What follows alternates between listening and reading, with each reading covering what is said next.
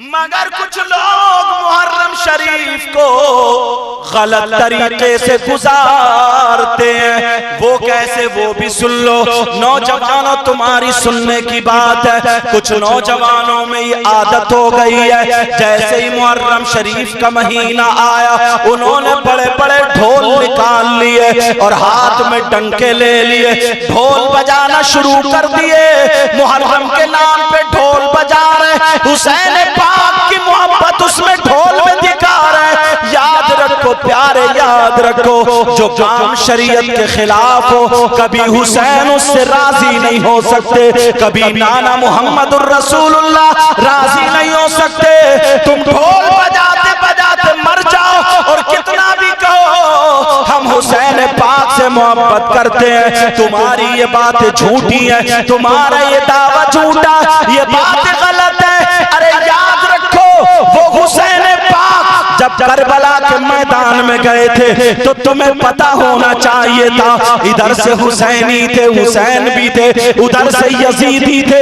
ان کا مطالبہ یہ تھا، ذرا توجہ میری بات پہ دینا، ان کا مطالبہ یہ تھا کہ اگر حسین پاک ہمارے ہاتھ میں ہاتھ دے دے، بیعت کر لیں تو سارے لوگ پھر بیعت کر لیں گے. سوچیں کہ نبی کے نواسے نے بیعت کر لی ہے، آل رسول نے بیعت کر لی ہے، مگر حسین پاک نے کربلا میں تمہیں یہ سبق دیا تھا. توجہ رکھو کہ حسین وہ ہے جو اپنے بچوں کو دے سکتا ہے مگر شرابی کے ہاتھ میں ہاتھ نہیں دے سکتا ہے، ڈھول بجانے والے کے ہاتھ میں ہاتھ نہیں دے سکتا ہے، جواری کے ہاتھ میں ہاتھ نہیں دے سکتا ہے، زانی کے ہاتھ میں ہاتھ نہیں دے سکتا ہے، نماز چھوڑنے والے کے ہاتھ میں ہاتھ نہیں دے سکتا ہے. حسین پاک نے دنیا والوں کو دکھا دیا ارے بچے دینا آسان نہیں ہے، بچوں کی لاش پر گھوڑے دوڑوانا آسان نہیں ہے، بچوں کو 3 دن بھوکا پیاسا رکھنا آسان نہیں ہے. آج تمہارے گھر میں، اللہ نہ کرے کسی کے گھر میں ایسا ہو،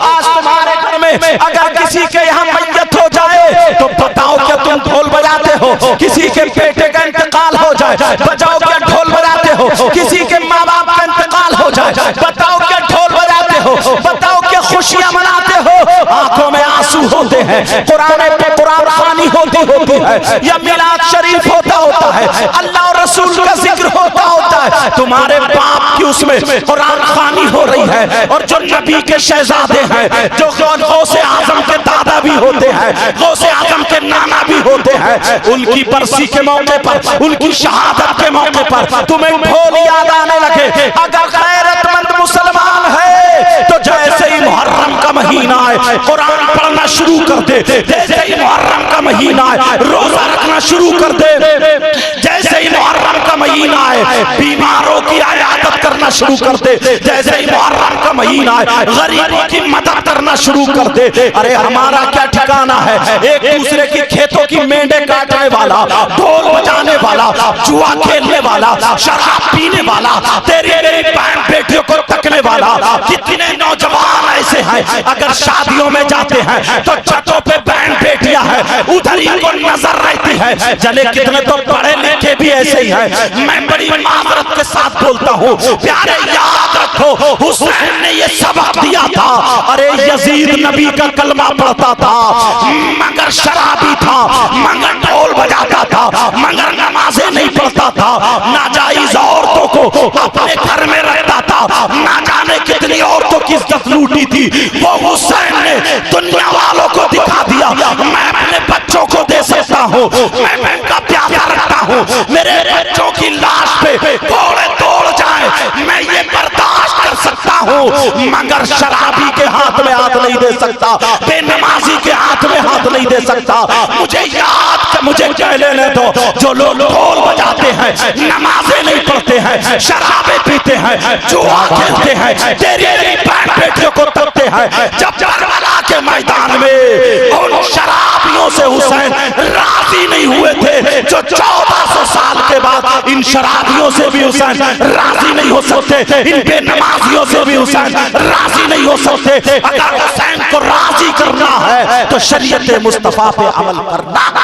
اور تم ڈھول بجانے میں تمہیں لگا دیا، ایک دوسرے کی بہن بیٹیوں کو تکنے میں لگا دیا. ذرا دیکھو چھوٹے چھوٹے بچے موبائل ہیں، یہ فلمیں دیکھ رہے ہیں، یہ ناچ گانے دیکھ رہے ہیں، ایک اس موبائلوں میں جو وہ عورتیں جو فاحشہ عورتیں وہ ناچ رہی ہیں، چھوٹا سا بچہ ان کے گانے سن رہا، ارے تیرے کلمہ یاد کیوں نہیں ہوا؟ تو حافظ قرآن کیوں نہیں ہوا؟ تجھے نبی کا نام کیوں یاد نہیں آیا؟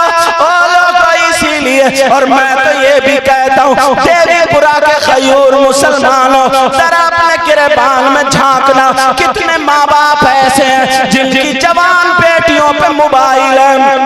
میں تم سے پوچھنا چاہتا ہوں او مسلمان ذرا بتا تمہاری بیٹی پہ موبائل کیوں ہے؟ کس سے بات کرنے دیا ہے؟ ذرا مجھے اتنا بتا دو، تمہاری بیٹی کے ٹرک چل رہے ہیں، تمہاری بیٹی کی ٹرینیں چل رہی ہیں، تمہاری بیٹی کی بسیں چل رہی ہیں، تمہاری بیٹی کے ہوائی جہاز چل رہے ہیں، تمہاری بیٹی کا کون سا کارخانہ؟ جوان بیٹی کو موبائل دے دیا۔ او اللہ کے بندو، اگر 3 روٹی کھا رہا 1.5 کی عقل رکھو۔ میں بتاتا ہوں موبائلوں سے کیا ہو رہا، آج چیٹنگ ہو رہی ہے، ارے واٹس ایپ چلائے گی تو کہاں چلائے گی، فیس بک چلائے گی تو کہاں چلائے گی، یوٹیوب کھولے گی تو کیا دیکھے گی، کتنی گندی گندی باتوں میں الجھ چکے ہیں۔ یہی وجہ دیکھ لینا، تمہارے اگر دیوی پورا میں کسی کے گھر شادی ہو 50 لڑکیوں تو ایک کے بھی بال ڈھنگ کے نہیں ہوں گے، ایک کے بھی دوپٹہ سنبھل کے نہیں ہوگا، وہ بڑی بڑی آستینیں، وہ برے برے کپڑے، وہ ناچنے والی عورتوں کے ڈھنگے لیے۔ مجھے بتاؤ تم تو مسلمان ہو، تمہیں نبی کی بیٹی کا طریقہ کیوں نہیں آیا؟ حسین پاک کی ماں کا طریقہ کیوں نہیں آیا؟ آج بیٹیوں کو موبائل دے دیا، تمہیں اللہ اور رسول کا واسطہ اگر ہمیں معاشرہ سدھارنا تو اپنی بیٹیوں سے موبائل لینا، اگر دینا تو انہیں دینی کتاب دینا ہے، اگر دینا ہے تو اسلامی کتاب دینا ہے۔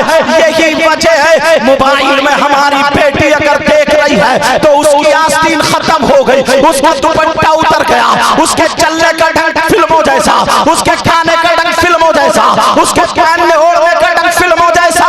اگر ہماری بیٹی قرآن پڑھتی، ہماری بیٹی حدیث پڑھتی، اگر ہماری بیٹی کے سینے میں قرآن ہوتا تو خدا کی قسم سیدہ فاطمہ کی زندگی پڑھتی تو ہماری بیٹی اگر گاتی ہماری بیٹی تو ڈنڈ فاطمہ کا ہوتا، سوتی ہماری بیٹی تو ڈنڈ فاطمہ کا ہوتا، چلتی ہماری بیٹی تو ڈنڈ فاطمہ کا ہوتا، اٹھتی بیٹھی ہماری بیٹی تو ڈنڈ فاطمہ کا ہوتا۔ یہی بیٹی اگر باپ کے گھر میں ہوتی تو باپ کے لیے رحمت ہوتی، شوہر کے گھر میں ہوتی تو شوہر کے لیے نعمت ہوتی، اور جب ماں بنتی تو اس کے قدموں کے نیچے جنت۔